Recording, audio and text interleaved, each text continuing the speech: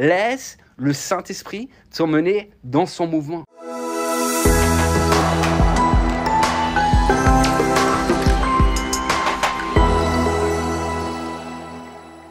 Bonjour Église, alors j'espère que tu vas bien. Je voulais te dire aujourd'hui qu'en fait, moi, je ne cesse pas de m'émerveiller devant le privilège que nous avons en tant que filles et fils de Dieu. Premièrement, c'est vraiment cet amour de Dieu, cet amour que l'on reçoit de la part du Seigneur, c'est de pouvoir être aimé, de recevoir cette grâce, cet amour, d'avoir la paix, la joie, l'assurance en lui. C'est quand même tellement quelque chose de bon, de merveilleux. Tu sais, j'aimerais tellement pas que ça disparaisse.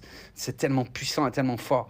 Et il y a une deuxième chose qui m'émerveille également, c'est que l'on puisse connaître les mystères du royaume. En fait, que Dieu nous révèle son cœur, qu'il nous partage ses plans. Pour chacune de nos situations, Dieu aime à pouvoir nous dire ses projets. Et c'est vraiment quelque chose de puissant, de génial, d'encourageant et de fou, en fait. Et ce que j'aime et que j'apprécie de plus en plus, une chose qui est extraordinaire avec le Seigneur, c'est que les choses ne sont pas figées. Tu sais, les choses, elles ne sont pas figées, elles ne sont pas arrêtées, c'est pas juste comme ci ou comme ça.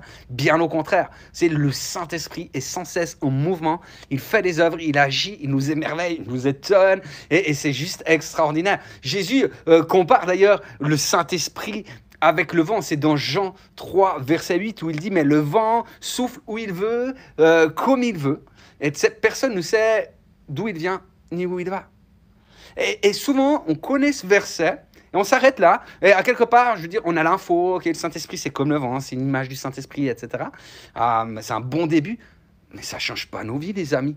Ça ne change pas nos vies, alors que Jésus, lui, veut changer nos vies. Et d'ailleurs, ce verset-là n'est pas fini. Il conclut sa comparaison entre le Saint-Esprit et le vent en disant « Il en est ainsi de tout homme qui est né de l'Esprit. » Et le message que je désire t'apporter aujourd'hui, c'est « Laisse le Saint-Esprit t'emmener dans son mouvement. » Vous savez, lorsque le peuple d'Israël a quitté l'Égypte, il est parti pour le désert, il devait traverser la mer Rouge, etc., et partir au Sinaï.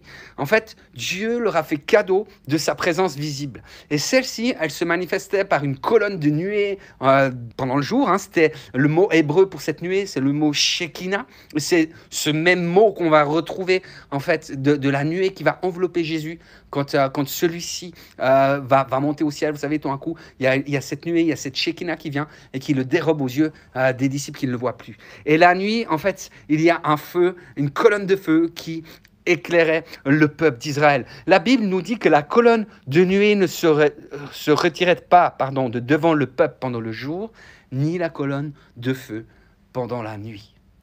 Et il y a une information qui est très importante qu'on trouve dans le livre des Nombres au chapitre 9, où il nous est expliqué que le peuple d'Israël vivait en fait selon le rythme que l'Éternel leur donnait. Quand la nuée s'élevait et qu'elle se mettait en route, alors ils la suivaient. Et puis quand elle s'arrêtait, alors ils s'arrêtaient. Et ça pouvait durer quelques jours, ça pouvait durer une semaine, ça pouvait durer des mois, une année. D'accord ? Le rythme était complètement calqué sur le rythme, sur le mouvement que l'Éternel leur donnait.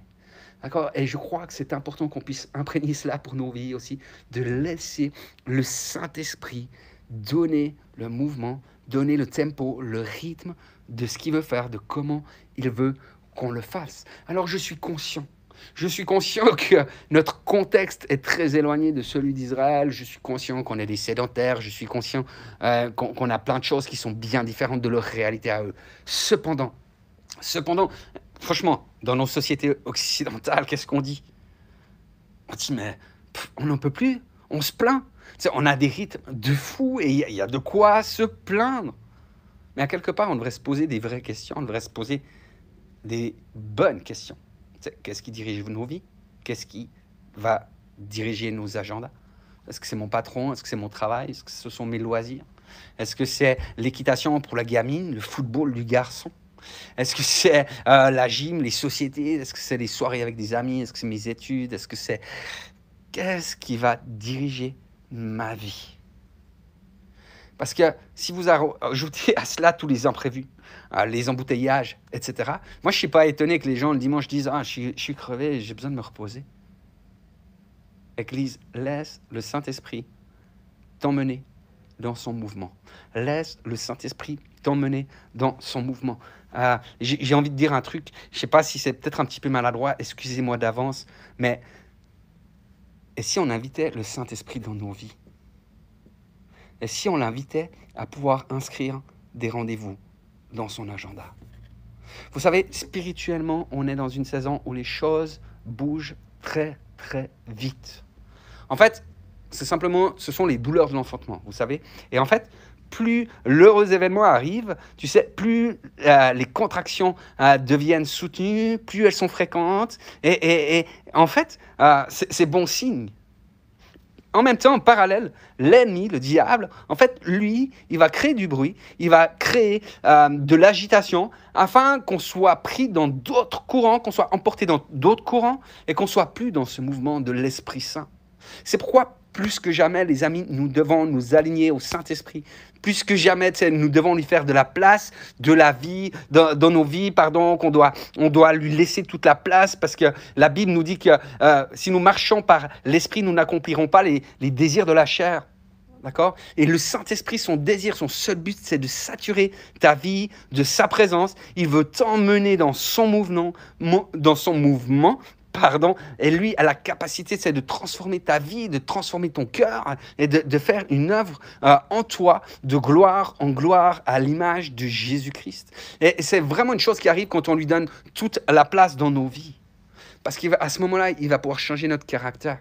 Il va permettre que le fruit de l'esprit se développe en nous, que notre nature, notre cœur soit aligné pour devenir semblable à Jésus-Christ. Et sache une chose, c'est que le Saint-Esprit est avant tout une personne. Le Saint-Esprit, il est Dieu. C'est Jésus-Christ qui nous l'a envoyé afin que notre vie soit un mouvement d'adoration pour le Roi des Rois. D'accord? Donc, Église, moi je crois qu'il est temps. Il est temps pour plusieurs. C'est de pouvoir rétablir une alliance avec le Saint-Esprit. C'est de pouvoir aller à quelque part au Sinaï, vivre une nouvelle Pentecôte, de placer le Saint-Esprit sur le trône de nos vies, de le laisser continuer à faire cette œuvre qu'il a commencée en nous, mais qu'il n'a pas encore achevée. Donc mon ami, j'aimerais te dire aujourd'hui, choisis la foi. D'accord? Jésus a dit, si tu crois, tu verras la gloire de Dieu. D'accord? Et je crois que nous sommes dans une saison, véritablement, spirituellement, ce qui se passe dans les lieux célestes. Vous savez, il y a le tabernacle céleste. Et je crois que c'est comme si la nuée s'élevait. Tu sais, comme s'il y avait un signe de départ, un signe de mouvement que Dieu veut donner. Et j'aimerais t'encourager à pouvoir rejoindre ce mouvement, à pouvoir t'inscrire dans le mouvement de Dieu. Peut-être arrête-toi aujourd'hui. Prends le temps de lui dire « Je t'aime, Saint-Esprit ». Prends le temps de l'inviter à régner en toi, à vivre en toi, à faire souffler en toi un vent nouveau sur ta vie afin que tu puisses faire les meilleurs choix qui soient. Demande-lui de te sanctifier par son feu, de sanctifier ton cœur, de te baptiser tout à nouveau d'Esprit Saint, de puissance, afin que Jésus soit glorifié au travers de ta vie. Amen. Amen, allez, je t'encourage.